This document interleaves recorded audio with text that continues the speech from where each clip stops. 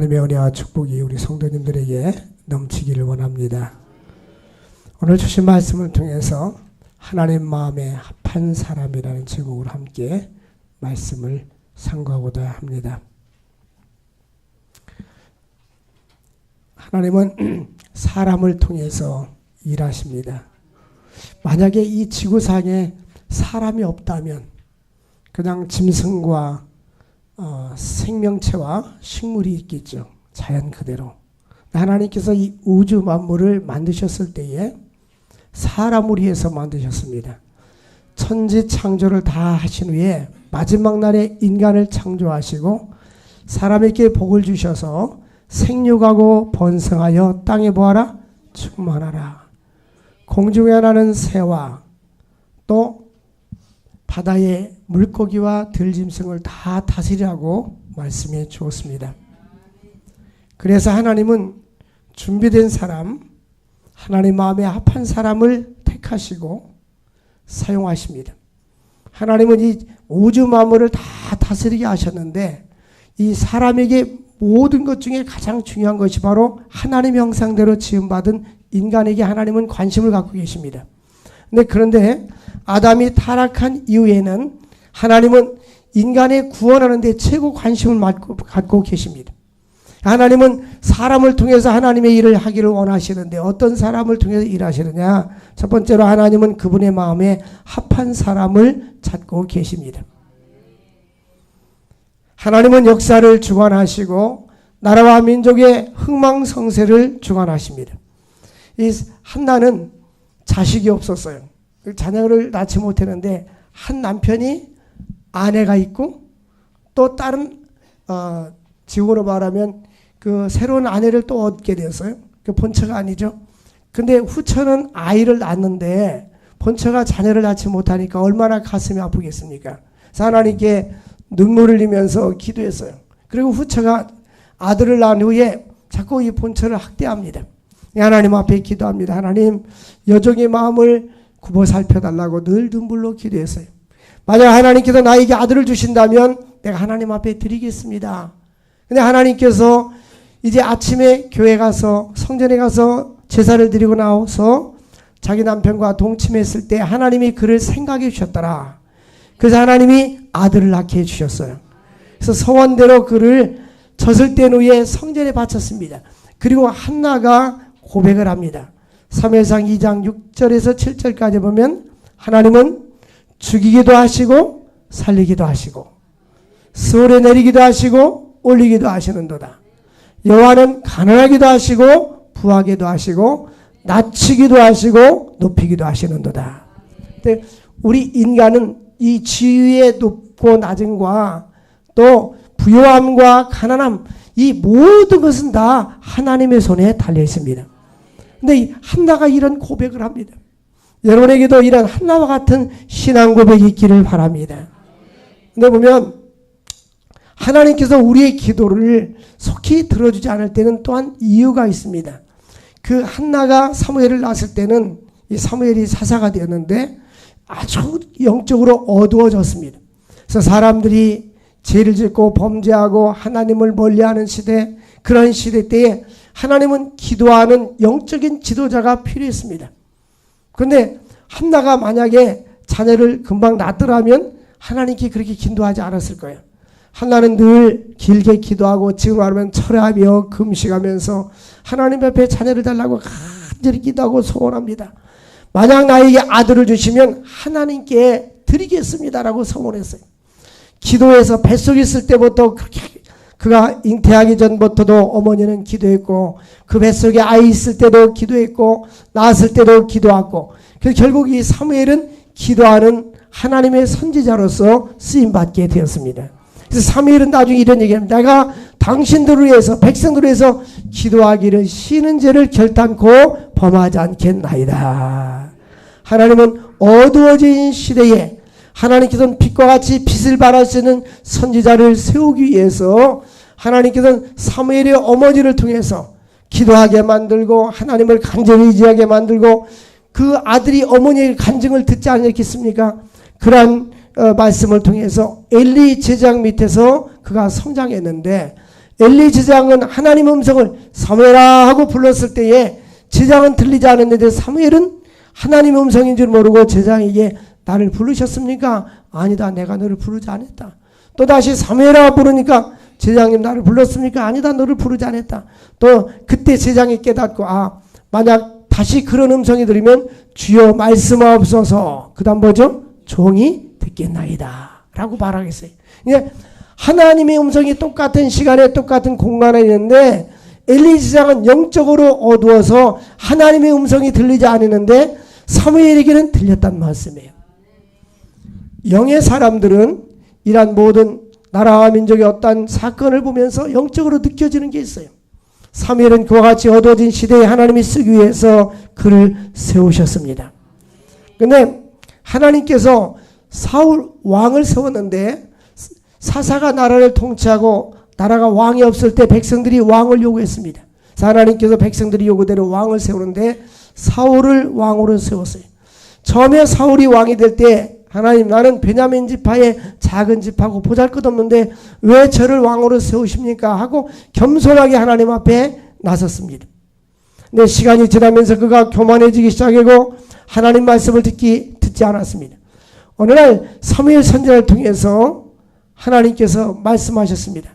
당신이 전쟁에 나가면 저 원수를 다 물리치고 적군을 물리치고 소나 짐승까지도 다 죽이라고 말했습니다. 그런데 이 사울왕은 하나님의 말씀을 순종하지 아니하고 좋은 양과 짐승들을 남겨놨어요. 그런데 이제 하나님께서 사무엘을 통해서 또 말씀합니다. 왕에게 왜 당신은 하나님 말씀에 불순종하고 양이나 좋은 짐승을 남겨놨습니까? 라고 물었습니다. 그때에 사무엘이 또 변명합니다. 좋은 양은 하나님 앞에 제사를 드리려고 남겨놨습니다. 그때 하나님께서 사무엘을 통해서 순종이 제사보다 낫고 듣는 것이 수양의 기름보다 낫다. 그러니까 하나님은 이 성경 말씀에 우리들의 삶이 먼저 순종하기를 원해요. 우리가 아무리 많은 일을 한다 할지라도 순종하지 않으면 하나님이 기뻐하지 않는 거예요. 그래서 이제 하나님께서 사무엘을 통해서 이렇게 말씀합니다. 지금 왕의 나라가 길지 못할 것이라. 여호와께서 왕에게 명령하신 바를 왕이 지키지 아니하셨으므로 여호와께서 그의 마음에 맞는 사람을 구하여 여호와께서 그를 그의 백성의 지도자로 삼으셨느니라. 이제 사무엘 선지자가 하나님의 말씀을 듣지 아니함으로 다른 사람을 세울 것이다라고 경고를 합니다. 그리고 나서 하나님께서 또한 결심하기를 하나님께서 불순종함으로 당신을 이제는 버리고 다른 사람을 세울 것이다 라고 말씀합니다. 그리고 15장 23절에 이렇게 또 말씀합니다. 하나님 말씀에 불순종하는 것이 이는 거역하는 것은 점치는 죄와 같고 완고하는 것은 사신 우상에게 절한 것과 같음이라. 왕이 여호와의 말씀을 버렸으므로 여호와께서 왕을 버려 왕이 되지 못하게 하셨나이다. 여러분, 우리가 하나님을 멀리하고 하나님을 버리면 하나님도 우리를 버리고 하나님을 멀리한다는 사실을 기억해야 합니다. 그래서 어떤 면에서는 내가 하나님을 멀리하는 것 같지만 결국 하나님 앞에 내가 버림받고 있다는 사실을 알아야 돼요. 내가 하나님을 가까이 갈수록 하나님의 사랑하고 사랑을 받고 있다는 사실입니다. 찬송은 주 떠나가시면 내 생명 어때네 그랬잖아요. 이 왕이 하나님을 버리니까 하나님 말씀을 버리고 불순종하니까 하나님께서 왕을 버려서 왕도 하나님께 버림을 받게 될 것이라고 사무엘 선지자를 통해서 경고를 받게 됩니다. 우리들도 그저 나의 삶 속에 하나님을 사랑하고 하나님을 높이 세우고 하나님 앞에 나아갈 수 있기를 바랍니다. 나를 사랑하는 자들이 나의 사랑을 입으며 나를 간절히 찾는 자가 나를 만나게 될 것이니라. 그래서 이 사울 왕이 교만해졌어요. 사람이 어려울 때는요 하나님을 의지합니다. 눈물을 흘리고 기도하고 하나님 나에게 이렇게 해주시면 내가 이렇게 충성하겠습니다라고 서원합니다. 근데 일단 그 자리에 올라가서 시간이 흐르다 보면 자기가 말한 것도 잊어버리고 그런 마음도 사그러지고 하나님 앞에 헌신하고 충성하지 않습니다. 결국 그러다가 또다시 하나님 앞에 버림받는 경우들이 많이 있어요. 우리가 인생을 살면서 가장 불쌍한 사람은 가난한 사람이 아닙니다. 병든 사람이 아닙니다. 하나님께 버림받는 사람입니다. 우리가 하나님께 버림받는다면 불쌍한 거예요. 인도에 갔더니 그 고아원이 있어요. 그 선교사님이 이 고아원이 어떻게 생겼느냐 하면은 전도 집회를 가느라고 저 시골에 차를 몰고 가는데 그 쓰레기장에서 아기가 우는 소리가 들면서 이 개가 그 아이를 먹으려고 그냥 개가 널름널름 하니까 아이가 막 울고 있는 거 갓난아이가. 그래서 그 아이를 데려다가 이제 데려다 놓고 이러다 보니까 그런 아이들 몇 사람 되니까 소문 나서 고아들이 모여들기 시작해서 그 고아원이 됐다는 거예요. 부모에게 버림받는 유기된 아이들 얼마나 불쌍합니까? 우리가 인생을 살면서 이 버림받는다는 것. 요즘요, 이 부모에게 버림받는 자녀들이 많아요. 우리나라도 그 베이비박스라고 있어요. 베이비박스, 그 관악구의 어느 교회 목사님이 베이비박스를 만들었습니다. 이 베이비박스가 뭐냐면 그 미혼모들이 아이를 낳는데 키울 능력이 안 되니까 거기다 베이비박스 아이들을 이렇게 넣으면 덜컥 넣으면 그분이 이제 3층에 1층에 있고 3층에 그 목사님이 계신데 이 비디오로 다 카메라로 이렇게 사인이 탁 오면은 베이비박스에 아이를 넣게 하고 쫓아가서 그 엄마의 인적사항을 적습니다. 적어서 당신이 이 아이에 대해서 계속 정보를 갖기를 원하면 연락을 계속해주고 정보를 갖기를 원하지 않으면 연락을 계속해주지 않아요. 근데 이 아이를 이제 다른 사람에게 연결해서 양자로 보내든지 고아원으로 보내든지 그렇게 하는데 이 정부에서 이러한 우리나라 지원이 많지 않아요. 지금 사회복지 아무리 많이 떨더지만 미혼모 자녀에 대한 정부의 대책이 거의 없어요. 이 버린 아이들, 그러다 나중에 많은 세월이 흘러서 이 아이를 찾아서 연결해 주는 아이도 있고 그냥 영원히 다른 사람의 손에 키워지는 사람도 있어요. 이 버림받은 의미가 바로 그겁니다. 부모로부터 버림받아도 비참한데 가정에서도 자녀를 키운다고 하지만 방임된 아이들이 많지 않습니까? 이 청소년들의 범죄의 대부분이 보면 가정에서 부모들이 부모 역할을 다 하지 못하고 아버지가 아버지로서의 정체성, 어머니로서의 어머니의 정체성을 잊어버리고 방임된 아이들이 그냥 내버려둔 아이들이 사회 범죄를 통계적으로 보면 대부분 많이 사회 범죄를 합니다. 소위 반사회적 행동을 한다고 그렇게 말합니다. 그러니까 이 가정이라는 구성 또 누구에게 사랑받고 산다는 것은 축복입니다. 우리 그리스도인들에게 하나님께 버림받는 것은 부모에게 버림받는 것보다 더 큰 비극입니다. 구약 이사야에서 보니까 내 부모는 나를 버렸으나 여호와 하나님은 나를 버리지 아니하리로다. 과거에는 우리나라 사람들이 외국으로 많이 이렇게 입양을 보냈습니다. 입양단체를 통해서. 그래서 좋은 가정에 들어가는 아이들은 잘 커서 훌륭한 사람이 되는 경우도 있고 또 불행한 가정에 입양된 아이들은 불행한데 저 유럽에 가서 제가 스페인에 갔을 때 헝가리 선교사를 만났습니다. 헝가리 선교사님은 한국에서 입양 온 아이들을 상대로 선교를 하고 있었어요. 근데 그 헝가리에 입양 온 아이들이 이 부모들이 키우는데 다는 아니겠지만 그 선교사의 말에 의하면 더 농촌 사람이 이 아이를 데려다가 소나 양이나 짐승을 키워야 되는데 이 아이를 어느 정도 일정한 나이까지 이제 양육해주면 이 아이가 무슨 일을 하냐면 소나 양이나 짐승이나 키우는 일을 해요.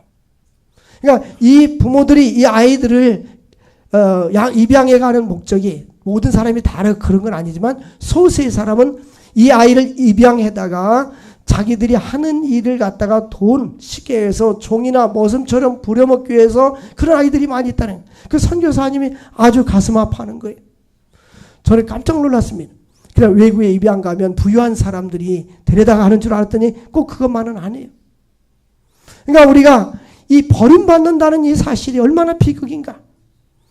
사울이 하나님 말씀에 불순종했을 때에 하나님께 버림을 받았어요. 우리는 사람에게 혹시 배신을 당하고 버림당한다 할지라도 하나님께 버림받는 자가 되지 않기를 주의 이름으로 축원드립니다. 그래서 사울왕은 결국 버림받았어요. 그럼 이 버림받은 자의 종말이 어떠냐? 사울은 이제 전쟁터에 나갔습니다. 그에게 악신이 들었고 전쟁터에 나갔어요. 악신이 들을 때에 다윗이 수금과 비파를 타서 그거 쫓아내버렸어요. 그리고 악신이 들였습니다.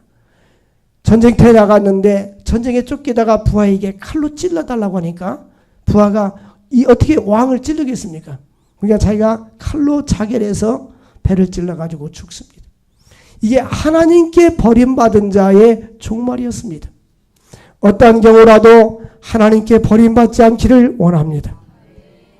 그래서 하나님을 가까이 하는 것이 우리에게 축복인 줄 믿으시기를 바랍니다. 하나님은 사람을 찾는데 이제는 사울이 버림을 받고 나니까 사무엘에게 이렇게 말씀합니다. 너가 이새의 아들 집에서 왕의 후계자를 찾으라고 말합니다. 그러나서 7절 16장 7절 보니까 그 용모와 키는 보지 마라. 내가 이미 그를 보는노라. 내가 보는 것은 사람과 같지 아니하니 사람은 외모를 보거니와 나 여호와 하나님은 중심을 보느니라. 사람은 보잖아요. 외형적인 것을 너무나 많이 보지 않습니까? 그 사람의 인물이나 키나 혹은 학력이나 가정 배경이나 사회적인 지위 이런 것을 많이 봅니다. 우리 하나님은 그러한 외형적인 것이 중요한 것이 아니라 이 사람이 어떤 사람인가, 그 사람의 내면의 인격이 어떠한가, 하나님은 우리의 중심을 본다는 사실. 그러므로 먼저 우리는 하나님 앞에 내가 바로 서 있기를 원합니다. 나 여호와는 중심을 보느니라. 하나님은 지금도 하나님 마음에 합한 사람을 찾고 계십니다. 하나님은 사람을 통해서 일하시기를 원하는데 바로 하나님께서 하나님 마음에 합하기만 한다면 지혜가 부족한 사람에게는 지혜를 주시고 지식이 필요한 사람에게는 지식을 주시고 육신이 병든 자에게 건강이 필요하다면 건강을 주셔서 하나님이 그를 들어서 사용해 주시는 것입니다. 그래서 바울은 우리 인간에게 두 가지 차원의 선택이 있습니다. 하나는 예수 믿지 않는 사람들을 천국 가게 하기 위해서, 예수 믿게 하기 위해서 구원적인 차원에서 선택이 있고요. 또 하나는 사역적인 선택입니다. 하나님께서는 왕으로, 목사로, 선교사로, 제장으로 어떤 사회적인 지위를 맡겨주기 위해서 하나님이 선택하십니다. 그래서 하나님은 이제 사역적인 선택, 나라와 민족의 지도자로서 왕을 찾고 있었습니다. 그 사람이 바로 다윗이었어요. 우리가 하나님 앞에 목사님으로, 집사님으로, 장로님으로, 권사님으로 아니면 어떤 부서에서 봉사하는 것은 내가 하는 것이 아니라 하나님이 나를 불러주신 거예요. 그래서 우리가 하나님 앞에 고백할 것은 디모데전서 1장 12절에 나를 능하게 하신 우리 주 예수께 내가 감사함은 나를 충성되이 여겨 나에게 직분을 맡기심이라. 하나님이 나에게 이런 직분을 맡겨주신 것이 얼마나 감사한가.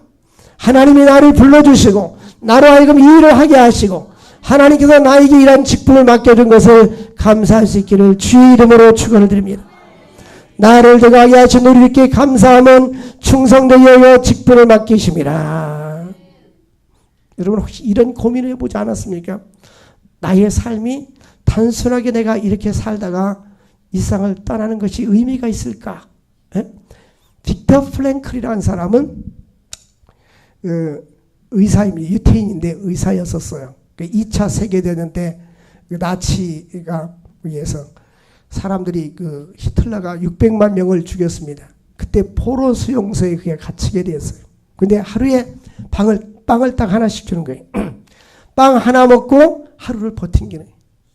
그러면서 얼마나 삶의 해이를 느끼는지. 그리고 자기 손에 반지가 있었습니다.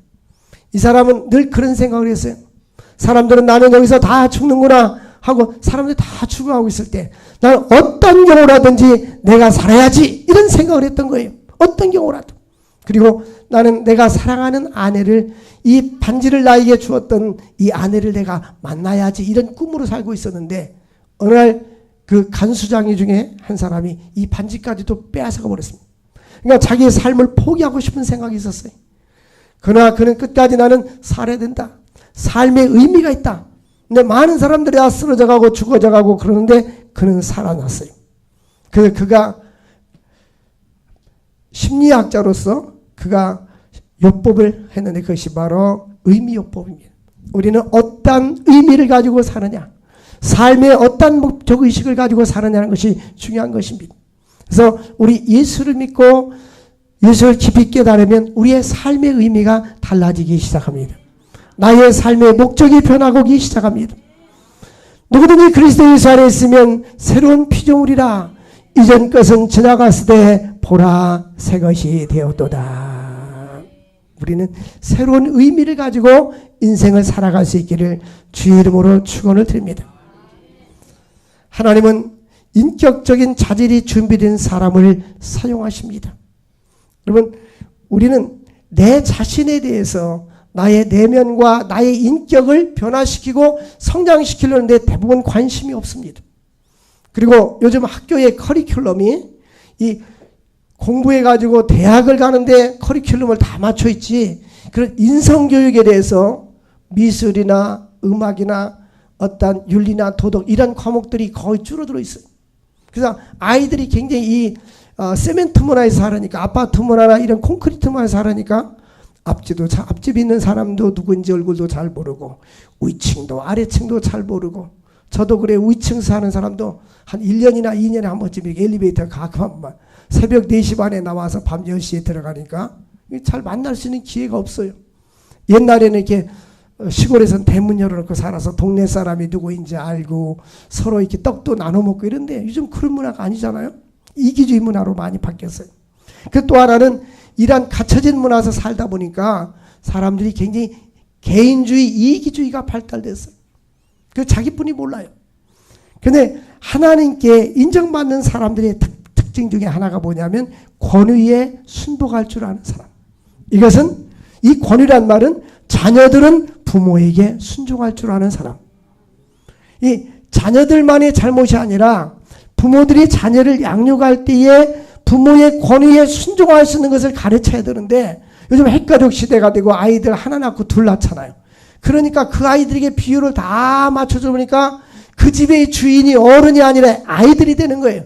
그래서 아이들과 어른들이 이 역할이 전도가 되어서 아이들에게 따라가게 된 이 아이가 권위에 순종할 줄 모르니까 사회생활도, 직장에서도 생활하기가 힘들고, 군대에서도 조그만 주변 사람이 뭐라고 하면은 이 탈령하고 이런 아이들이 많아진 거예요. 이런 권위 순복의 훈련이에요. 그러나 다윗은 언제든지 사울왕에게 권위에 순복할 줄 알았고, 뿐만 아니라 다윗은 아버지 이새가 심부름 시킬 때도 성경에 보면 아니요라고 말한 적이 없었어요. 항상 형들이 들에서 양을 칠 때 도시락을 싸가지고 산을 넘고 들을 건너서 꼭 전달해주고 오는 그 모습을 볼 수가 있습니다.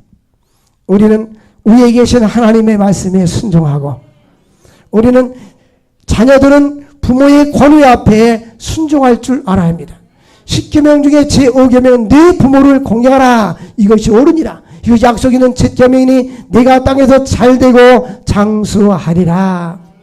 또 부모들도 마찬가지예요. 부모들아, 자녀들을 노하게 하지 말고 공갈과 협박을 그치고 하나님의 말씀으로 잘 양육하라 말씀했습니다. 이 다윗은 권위에 순복할 줄 아는 사람이었습니다. 또한 다윗은 섬기는 일에 매우 성실했습니다. 그는 사울왕을 잘 섬겼어요. 이미 왕으로 기름을 부음을 받았지만 아직 왕위를 즉위하기 전에 왕을 잘 섬겼습니다. 이 신앙의 최고봉이 바로 섬김입니다. 예수께서 이 땅에 오신 것은 내가 섬김을 받으러 온 것이 아니라 섬기려 하고 많은 사람들을 대성물로 주기 위해서 오셨다라고 말씀하고 있습니다. 예수님은 제자들의 발을 씻으면서 내가 선생이 되어서 제자의 발을 씻었으니 너희들도 이와 같이 하는 것이 마땅하니라. 조금만 남보다 더 일을 더하고 조금만 섬기면 이거 왜 내가 해야 돼? 그것이 아니라 하나님께서 나에게 건강을 주셔서 이 일을 하게 하신 것을 감사하고, 섬겨주는 것이 감사하고, 믿음으로 사는 것이 감사하고, 신앙의 최고봉은 바로 섬깁니다. 예수님의 지도력은 서번트 리더십이라고 하는, 이것은 종으로서 섬기는 거예요. 다른 사람을 섬길 때 그분은 선생이고 만왕의 왕이지만 오히려 종으로서 섬기는 모습으로 인생을 살아갔던 것입니다. 우리가 더 지위가 높아질수록, 나의 위치가 더 높아질수록 우리는 섬길 줄 알아야 합니다. 우리 친구가, 중학교 때 친구가 있는데요. 그 할아버지가, 아버지는 면장이고 할아버지가 그 면에서 땅을 가장 많이 가지고 있는 땅 부자 할아버지예요. 그분은 70세가 넘어도 땅 사러 다니니까 사람들이 비난해요. 사회에다 봉사할 줄도 모르고 저렇게 산다고. 근데 그 아버지도 그렇게 기여하지 않았어요. 그 손자가 그 유산을 물려가지고 사료공장도 하고 잘 사는데, 그 마을에다가 그 노인 회관도 짓고 이 노인 복지에서 헌신하고 소위 기부문화 도네이션 한다고 하잖아요. 그래서 참 너는 참 착하다. 너 할아버지도 닮지 않고 아버지도 닮지 않고 착하구나. 그런 생각이었는데, 하나님이 나에게 주시면 물질 있는 사람은 물질로 섬기고, 아멘. 하나님께 안 주시잖아요. 하나님이. 물질 있는 사람은 물질로 섬기고, 이 지식 있는 사람은 지식 없는 사람에게 이 재능 기부를 하고 봉사해야 돼요. 또 건강한 사람들은 약한 사람을 도와주고, 우리는 서로 섬기면서 살아야 될 줄로 믿습니다. 이 다윗은 섬기는 일에 인격적인 아름다운 자질을 가지고 있었습니다. 또한 주님이 쓰시기에 합당한 그릇으로 우리가 준비되어야 되는데, 다윗은 맡은 일에 성실한 사람. 여러분, 이 적은 일에도 성실한 것과 불성실한 것이 달라요. 교회 학교 교사를 맡아서도 내가 성실하게 빠지지 않고 하는 사람하고 그 일을 성실하지 않게 하는 사람하고 다릅니다. 여러분, 어떤 일을 하든지 성실해야 됩니다. 하나님은 이 적은 일에 충성하는 자에게 많은 것을 맡기겠다고 말씀해 주셨습니다. 적은 일에 충성하는 사람, 약자를 보호할 줄 아는 사람. 다윗은 약자를 보호하고 양들을, 곰이나 사자들이 와서 잡아갈 때 쫓아가서, 끝까지 쫓아가서 물맷돌로 쳐가지고 양을 또한 다시 찾아옵니다. 우리는 우리 주변에 소외되고 약한 자들을 무시하거나 비난하지 말고 오히려 약한 자를 도와줄 수 있기를 바랍니다. 또한 그는 온유한 사람이었습니다. 그가 그 형들이 그를 책망할 때, 다윗은 나이가 어린데 전쟁터에 나간다고 하니까 형들이 그를 무시하고 책망했습니다. 그러나 그는 온유했어요. 그래서 결국 블레셋에게 밀려갈 때에, 저 골리앗 장군과 맞서 있을 때에 다윗은 물맷돌로 골리앗을 쳐서 승리했습니다. 그는 또한 하나님을 철저하게 의지합니다. 사무엘상 17장 45절에 보니까 골리앗에게 이렇게 말합니다. 너는 창과 단창을 가지고 나에게 나왔지만 나는 만군의 이름으로, 여호와를 모여가는 이스라엘 군대의 하나님의 이름으로 너에게 나아가노라. 하나님을 철저하게 의지하고 나갔어요. 여러분, 우리가 어떤 경우라도 하나님을 의지할 수 있기를 바랍니다. 다윗은 하나님의 능력을 의지하고 하나님을 신뢰하고 믿음으로 살았습니다. 하나님을 의지할 수 있기를 바랍니다. 그래서 다윗은 이런 고백을 합니다. 시편 3편에 보니까 다윗은 내가 누워 있고 차고 깨어 있으나 여호와께서 나를 붙드심이라. 그러니까 누워 있을 때나 잘 때나 깰 때나 하나님이 나를 붙들어 주심이라. 천만인이 나를 에워싼다 할지라도 나는 두려워하지 아니하노라. 천만인이 나를 두려워한다 할지라도 나는 두려워하지 아니하노라. 이게 다윗의 신앙이야. 누가 나를 공격해 온다 할지라도, 어떤 어려운 일을 당한다 할지라도 나는 두려워하지 않을 것은 하나님이 나와 함께 하심이니라. 여러분, 신앙이 있는 사람과 없는 사람의 차이점은, 첫째는 예수 믿으면 구원받아 영생을 누리게 되고, 이 땅에서 어려운 일과 위기를 당할 때 사람들은요, 하나님을 믿지 않는 사람들은 자신의 환경을 탓하고 자신을 탓하고 원망하고 좌절합니다. 그래서 IMF 시대 때에 경제적인 위기를 만났을 때 많은 사람들이 자살해서 죽었어요. 도산났습니다. 근데 신앙이 시원찮게 교회 왔다 갔다 하는 사람 많을 거예요. 저는 시원찮은 사람은 별로 안 좋아해요. 근데 신앙이 깊은 사람은 왜 나에게 이런 일이 있을까? 하나님 편으로 생각하게 돼요. 하나님, 나에게 이런 환경과 어려움을 주신 이유가 무엇입니까? 내가 하나님 앞에 잘못했다면 회개하오니 하나님 나를 용서하여 주옵소서. 그리고 공의를 베풀어 주옵소서. 그리고 회복시켜 주시옵소서 하고 하나님께 가까이 나아가게 되는 거예요. 욥을 보십시오. 10명의 자녀가 생일잔치하다가 지붕문에서 다 죽었고 재산도 이 나라 사람에게 다 빼앗겨서 동방의 의인이라고 소와 양과 짐승이 가장 많았었는데 그때 욥의 고백은 뭐요? 주신 자도 여호와시요 취하신 자도 여호와시니 내가 여호와 이름을 찬양할지니라. 그러니까 그 아내가 그래요. 당신 그래도 하나님이 살아있다고 믿느냐? 하나님을 저주하고 죽어야겠어. 믿음 없는 아내는 그렇게 얘기했습니다. 그때에 욥은 또 고백하기를 하나님이 우리에게 복을 주셨은즉 또한 취하지도 아니하겠느냐. 우리가 어머니 뱃속에서 혼자 나왔잖아요. 아무것도 가져온 것이 없잖아요. 그러니까 하나님이 뺏어가도 내내 원위치인데 우리는 있는 것은 계속 좋지만 상실했을 때는 굉장히 상실의 고통과 아픔을 느끼게 됩니다. 그러나 우리는 언제든지 하나님 앞에서 서 있기를 바랍니다. 그리고 주님께서 주님 의지하는 자에게 하나님이 우리의 마음속에 새로운 은혜와 평강을 허락해 주시는 것입니다. 그러므로 하나님을 잘 섬기는 사람들은 놀라운 은혜와 평안이 있어요. 어떤 분하고 이렇게 식사를 하게 되는데 선교지를 같이 갔다가 와서 식사를 하게 되는데 그 권사님이세요. 근데 남편이 사업가고 돈도 많이 벌고 그런데 식사를 하다가 말아요. 그래서 왜 식사하다 말니까 이 음식을 입에다 넣으면 맛을 모르겠다는 거예요. 이 음식의 맛을 모르게 맛을 모르니까 맛이 없으니까 먹고 싶은 식욕이 없어지는 거예요. 여러분 제가 어느 책을 보니까 돈을 주고 좋은 아파트는 살 수 있지만 돈을 주고 행복은 살 수 없습니다. 돈을 주고 좋은 침대는 살 수 있지만 돈을 주고 단잠은 살 수가 없습니다. 돈을 주고 맛있는 음식은 살 수 있지만 돈을 주고 식욕은 살 수 없습니다.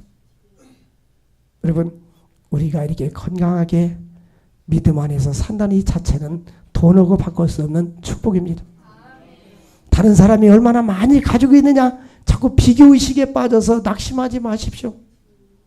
저도 이렇게 가난한 나라 선교지 가잖아요. 그러면 내가 그 사람들이 볼 때는 무슨 큰 그룹 회장인 것처럼 가는 데마다 교회 져달라고 이거저거 막 그랬어요. 그리고 내가 굉장히 그 사람들을 볼 때는 대단한 것 같이 느낄 때가 있어요. 사실은 아닌데. 근데 인천공항에 내려서 오다 보면 우리가 아무것도 안 해. 다른 사람하고 비교할 때 나보다 못한 사람에 비해서 우월감을 갖게 되고 나보다 나은 사람 볼 때는 내가 부족함을 느끼게 되는 그 안에 우리는 하나님 앞에서 나에게 생명 주신 거 감사하고 건강 주신 거 감사하고 저 북한에 태어났으면 얼마나 힘들게 인생 삽니까? 지난번에 여기 왔을 때 북한 여군 장교가 간증을 했어요. 천안함 폭침했을 때 천안함 폭침할 때 그 기술자가 자기 아버지였단 말이에요. 그 아버지가 굶어서 죽는 모습을 보고 이건 아니구나 하고 탈북을 했잖아요. 근데 그분이 북한에서 아파트가 있었는데 너무나 먹을 것이 없어서 두부 한 모를 주고 아파트를 팔고 두부 한 모 먹고 생명 유지했다고 하잖아요. 여러분 우리가 세상 것 때문에 너무 얽매이고 낙심하지 맙시다. 온 천하 얻고도 너희의 생명을 잃으면 무엇이 유익하냐. 이 다윗의 고백처럼 다윗은 시편 27편 4절에 그가 왕이 되었을 때 이런 한 가지 소원이 있습니다. 우리 한 가지 소원을 한번 같이 읽어보겠습니다. 시작. 내가 여호와께 바라는 한 가지 일 그것을 구하리니 곧 내가 내 평생에 여호와의 집에 살면서 여호와의 아름다움을 바라보며 그의 성전에서 사모하는 것이라. 다윗은 왕위에 있었고 왕국에 살지만 그가 신앙이 있었기 때문에 왕국에 사는 것보다 내가 한 가지 간절한 소원이 있다면 평생에 여호와의 집에 살면서 여호와의 아름다움을 바라보면서 그의 성전에서 사는 것이라. 여러분 다윗과 같은 이런 믿음을 가지고 살 수 있기를 주의 이름으로 축원드립니다. 오늘부터 길에 갈 때 멍하게 다니지 말고 지하철 탈 때 멍하게 가지 말고 하나님 마음에 합한 사람이 되게 하여 주옵소서. 하나님 보실 때 나의 신앙과 인격이 아름다운 사람으로 변화시켜 주옵소서. 하나님께 쓰임받을 만한 사람이 되게 하여 주옵소서. 이런 기도할 수 있기를 주의 이름으로 축원을 드립니다. 우리 찬양 한 장 하고 기도합시다. 오직 주의 사랑에 매여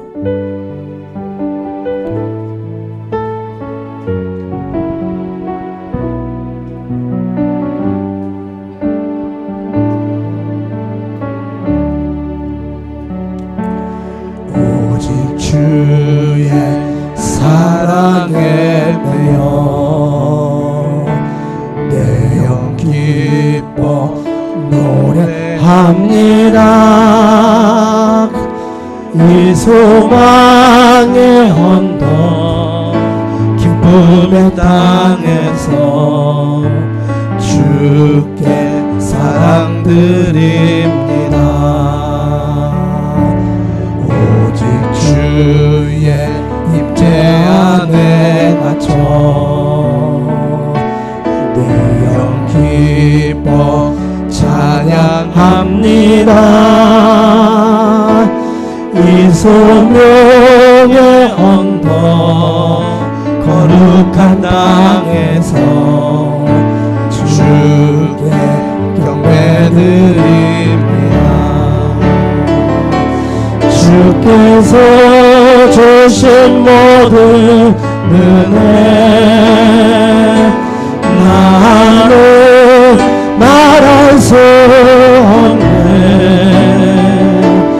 내 영혼 주거니 주 따르렵니다. 주께 내 삶 드립니다. 주께서 주신 모든 은혜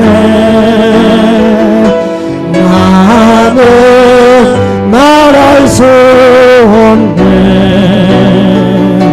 내 영혼 즐거이 주 따르렵니다.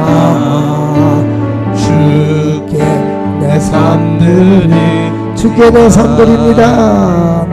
주께 내 삶들입니다. 우리 하나님 마음에 합한 자가 되게 달라고 기도합시다. 주여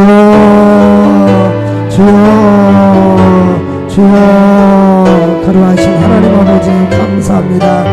내가 이세 아들 다윗을 만나니 내 마음에 합한 자가 되라 했사오니 하나님 마음에 합한 자가 되게 하여 주옵소서. 하나님 마음에 합한 자가 되게 하여 주옵소서. 오 주 역사하여 주옵소서. 하나님 아버지 영광 받아 주옵소서. 내가 이세 아들 다윗을 만나니 하나님 마음에 합한 자가 되게 하여 주옵소서. 주 역사하여 주옵소서. 주 역사하여 주옵소서. 하나님 아버지 영광 받아 주옵소서. 주님 마음에 합한 자가 되게 하여 주옵소서. 하나님을 어렵게 하는 자가 되게 하여 주시옵소서. 주 역사하여 주시옵소서. 하나님 놀라우신 주님을 함께 하셔서 아버지를 한 뜻이 되실 수 있도록 역사하여 주시옵소서. 하나님 마음에 합한 자가 될 수 있도록 은혜와 축복 나누어 주옵소서. 하나님 아버지 저희들 주님 보시기에 아름다운 자들 되게 하시고 하나님 영광을 쓰임받은 자들 되게 하시고 준비된 그릇이 되게 하여 주옵소서. 예수님의 이름으로 기도합나이다. 아멘. 우리 50장 우리 함께 찬양드리겠습니다.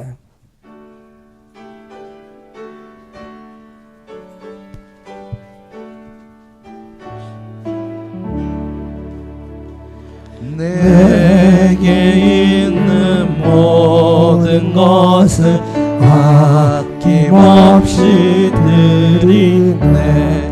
사랑하고 의지하며 주만 따라 살리라. 주께 드리네. 주께 드리네. 사랑하는 구주 앞에 모두 드리네. 내게 있는 모든 것을 겸손하게 드리네. 세상 욕심 멀리하니 나를 받아주소서. 주께 드리네. 주께 드리네. 사랑하는 구주 앞에 모두 드리네. 내게 있는 모든 것을 주 손 위에 드리네. 주의 성령 충 충만하게 내게 내려 주소서. 주께 드리네 주께 드리네 사랑하는 구주 앞에 모두 드리네.